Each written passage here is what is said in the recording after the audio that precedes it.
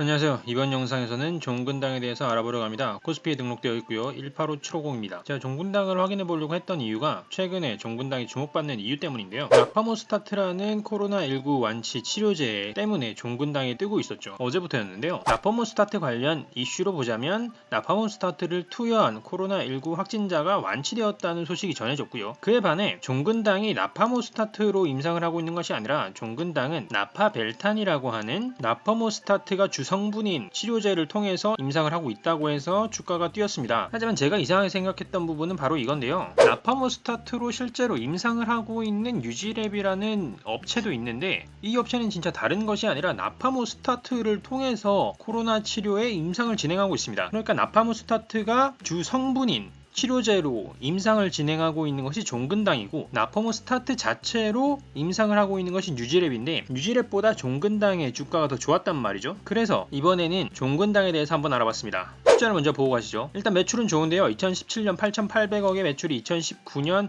1조 원이 넘는 수준으로 돌파했습니다. 2년 만에 약 20% 정도 상승했는데요. 하지만 영업이익은 정반대입니다. 영업이익은 2017년에 778억에서 2019년에 746억으로 꾸준하게 감소세를 가져가고 있죠. 당기순이익도 뭔가 깨림칙한 숫자인데요. 2017년에 537억의 숫자를 2019년에는 530억 숫자로 크게 회복하지 못한 수준에서 2019년을 마감했습니다. 다만 2020년 1분기의 숫자들은 전반적으로 좋아졌는데요. 전년 동기 대비했을 때 전반적으로 좋아진 비율을 확인해 볼 수 있습니다. 그렇다면 이 같은 종근당 과연 어떻게 돈을 벌고 있고 그 본질이 무엇인지에 대해서 좀 더 알아보도록 하죠. 일단 회사의 개요를 보게 되면 생각보다 종속회사가 많지는 않은데요. 인도네시아에 의약 관련 자회사가 하나 있을 뿐입니다. 그리고 실제로 종근당 관련 계열사는 종근당 홀딩스라는 지주회사가 있고 그 아래에 여러 회사가 있게 됩니다. 종근당 자체는 의약품 제조업을 영위하고 있고요. 의약 원료를 제조하고 있는 종근당 바이오나 경보제약이 있고, 그리고 건강기능식품 그러니까 락토픽 같은 것들은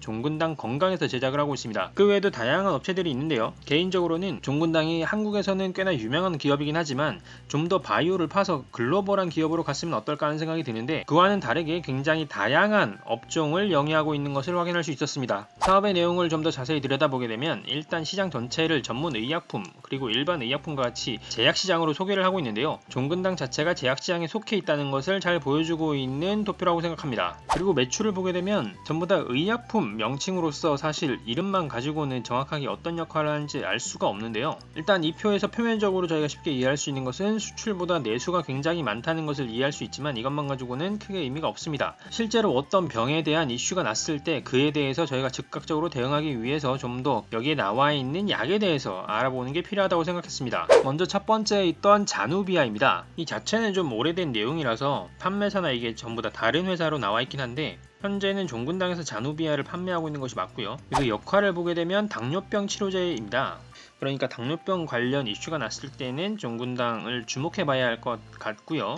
그리고 두 번째는 글리아티린입니다. 글리아티린은 이 기사에서 나와 있는 것처럼 치매에 관해서 적용되는 약인데 그 효과에 대해서는 말이 많긴 하지만 현재까지는 그래도 가장 유효한 역할을 하는 약품으로 생각됩니다. 그리고 세 번째로 많은 판매량을 기록하고 있는 아토젯 이라는 약품 같은 경우에는 고지혈증 치료제이고요. 네 번째로 많이 판매가 되고 있는 딜라트렌의 경우에는 고혈압, 협심증의 치료제입니다. 그리고 다섯 번째로 많이 판매가 되고 있는 리피로우라는 약 같은 경우에는 동맥 경화의 치료에 사용되는 약으로 보입니다.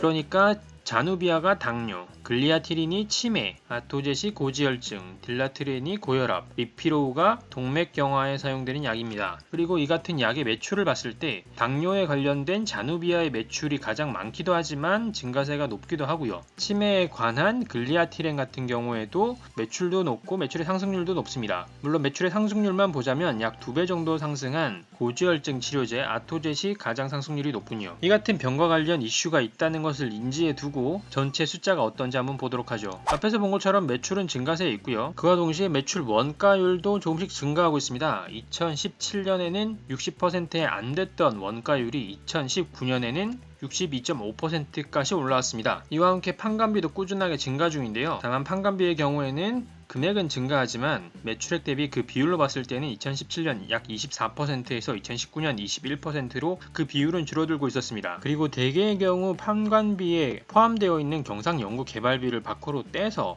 보여주고 있는데요. 어쨌거나 제약기업이기 때문에 경상 연구개발비가 증가하고 있다는 것은 긍정적인 측면으로 해석할 수 있을 것 같습니다. 다만 이렇게 증가하는 만큼 무형자산이나 실제 연구 성과가 드러나는 부분도 있어야 하지 않나라는 생각도 가지게 됩니다. 이같이 원가도 늘어나고 경상 연구개발비도 많이 늘어났기 때문에 영업이익의 경우에는 2018년보다 줄어들었고요. 그러니까 저희가 앞에서 봤을 때 매출은 늘어나는데 영업이익이 줄어드는 이유라고 본다면 다른 무엇보다 일단 경상 연구개발비가 가장 직접적으로 영향을 끼친 것이라고 볼 수가 있을 것 같습니다. 영업의 활동에서는 크게 숫자의 변화에서 눈에 띄는 내용은 없었고요. 이 같은 영향으로 당기순이익은 전년보다 늘었는데 다만 2019년에는 영업의 활동에서 눈에 띄는 게 없었지만 2018년에 기타 영업의 비용이 많았었기 때문에 당기순이익은 2018년 대비 2019년 소폭 늘어난 530억 정도를 기록하게 되었습니다. 재무상태표도 함께 보게 되면 유동자산은 꾸준하게 늘어나고 있는데요. 늘어나고 있는 것 중에 눈에 띄는 것은 일단 현금성 자산이 늘어나고 있다는 것은 눈에 보이고요. 기존에 없었던 단기 금융 상품이나 기타 금융 자산의 증가도 눈에 띕니다. 이와 함께 재고 자산의 증가 역시도 눈에 띄는군요. 비유동 자산은 크게 늘어나진 않았지만 상승세이긴 한데요. 다만 저희가 앞에서 봤던 것처럼 연구개발비를 많이 쓰고 있는데 무형 자산이 늘었는가 하면 소폭 늘어나긴 했지만 그렇게 만족스러운 수준으로 늘어나고 있는지에 대해서는 조금 의문이 드는 부분이 있습니다. 제약 연구개발이라는 것이 한 건 한 건이 중요한 역할을 할 수도 있기 때문에 이처럼 소폭 늘어난 것이 어느 정도 의미를 갖는지는 사실 가늠하기가 어려운 부분이 있고요. 부채의 경우에는 총 부채의 흐름에서는 전체가 꾸준하게 상승세를 가져가고 있지만 그 세부에서는 유동부채와 비유동부채가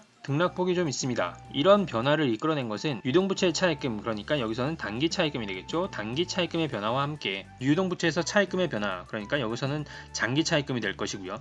이런 장기 차입금, 그러니까 장기 차입금과 단기 차입금의 변화가 세부 계정에 변화를 준 것으로 보이지만 어쨌거나 장기적으로 봤을 때는 꾸준하게 증가하고 있는데 차입금 자체에는 큰 변화는 없어 보이고요. 리스 부채와 같이 신규 계정이 생기면서 관련해서 인식한 부채가 늘어나기도 하고 이런 영향으로 전체 부채의 증가에 영향이 끼쳐진 것으로 보입니다. 그렇다면 최근 보고서는 어떻게 흘러가고 있는지 한번 보도록 하죠. 연결해서 재무상태표부터 보게 되면 자산 총계의 증가와 함께 유동자산의 증가를 확인할 수 있습니다. 현금성 자산의 증가가 제일 먼저 눈에 띄고요. 그 외에도 재고자산이나 미수금과 같은 영업활동과 관련된 계정의 증가가 눈에 띕니다. 부채에서는 큰 변화는 없지만 소폭 늘어난 것으로 보자면 매입 채무의 증가가 먼저 눈에 띄고요. 매출이 늘었기 때문에 단기 법인세 부채와 같은 것의 증가도 눈에 띕니다. 재무상태표에 전반적으로 영향을 끼쳤던 것 바로 매출액의 증가인데요. 전년 동기 대비했을 때 25% 이상 매출이 증가했습니다. 매출의 증가만큼이나 매출 원가도 증가했는데 딱 그만큼 증가했다기보다는 2020년에 1분기 매출이 더 많이 증가해서 매출 원가율로 보자면 2019년에 매출 원가율이 더 좋았는데요. 매출 원가율 62%에서 64%로 뛰었습니다. 판관비도 좀 증가하긴 했지만 매우 소폭 증가해서 증가율을 보자면 1% 정도의 증가율을 보여줬고요. 다만 경상 연구개발비 같은 경우에는 2019년 1분기 대비해서 굉장히 많이 투자를 한 것으로 확인되는데요. 무려 28% 이상 증액을 하면서 투자를 진행했습니다. 하지만 기본적으로 매출이 늘어서 그런지 영업이익은 크게 줄어들지 않았는데요. 영업이익은 2020년 1분기 260억 정도를 기록하면서 전년 동기에 대비해서 봤을 때 63% 정도 성장하는 추이를 보여줬습니다. 영업의 활동에서는 금융 비용의 증가가 눈에 띄었는데요. 세부적으로 좀 보게 되면 외화 환산 손실에 대한 내용으로 매년 있을 수 있는 이자 비용과 같은 것이 아니라서 한시름 놓긴 했습니다. 어쨌거나 이 같은 비용을 반영을 해서 당기순이익 같은 경우에는 69억 정도를 기록했는데 전년 동기에 대비해 봤을 때 무려 64% 가까이 성장한 수치입니다.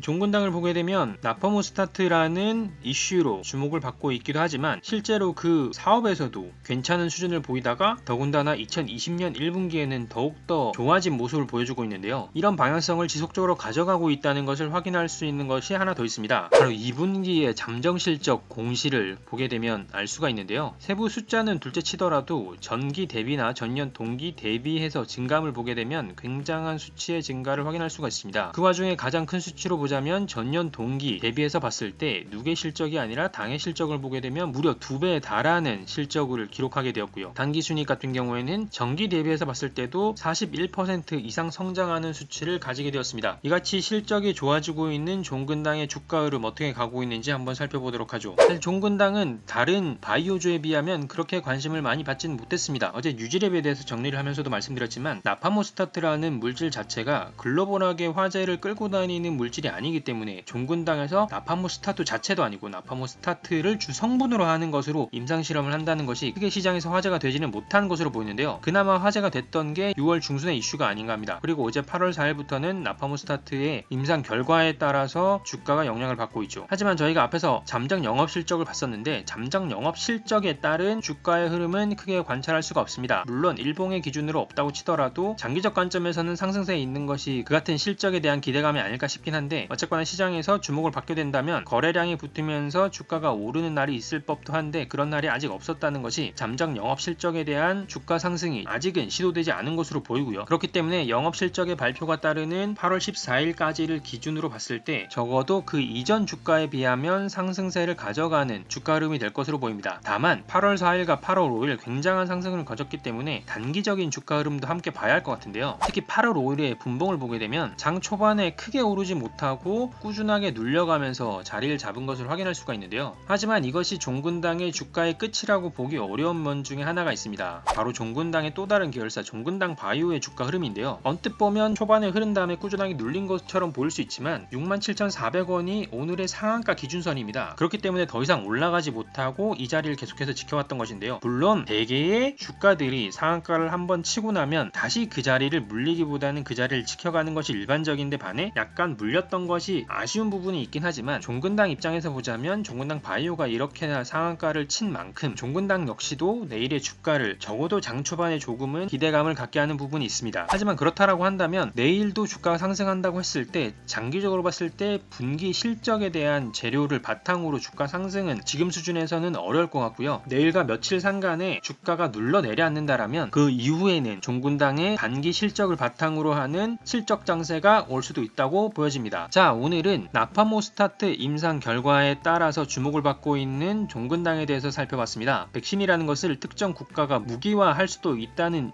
지금과 같은 상황에서 종군당이 임상을 하고 있는 코로나 백신 역시도 성공적이길 기원하고요. 그럼 저는 다음에 새로운 정보와 주식으로 찾아뵙도록 하겠습니다. 감사합니다.